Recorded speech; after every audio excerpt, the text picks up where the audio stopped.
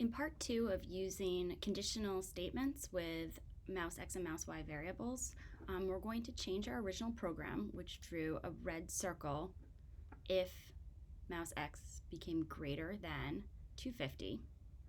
And we're going to change it so the circle is always present, but the color changes. So Command X cuts a statement, Command V pastes, so I've just moved this so it's outside of the curly bracket. So now the only thing inside my conditional statement is that fill.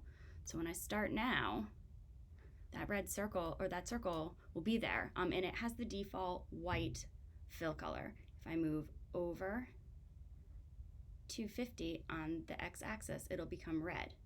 Now, because I haven't put any other fill in there, the circle will stay red, because once it's become red, that will continue to apply even if the condition isn't true, because I don't have another fill to counteract that. If I wanted to be able to change between two colors, let's say red and blue, if I put my blue fill here right before my ellipse, this blue will always apply to the ellipse because it's directly before. So even if this becomes true, this fill is covered over, or this fill will take precedence because it's the one most immediately before the ellipse. So this, I'm just going to get a blue circle no matter what. If I want it to only be blue when the mouse is on the left side of the screen, again, Command X to cut,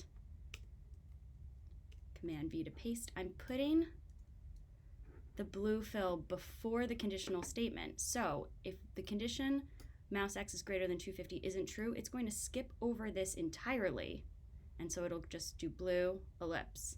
But when this is true, when the mouse is greater than 250 on the x-axis, this red fill will be the fill that's most immediately before the circle.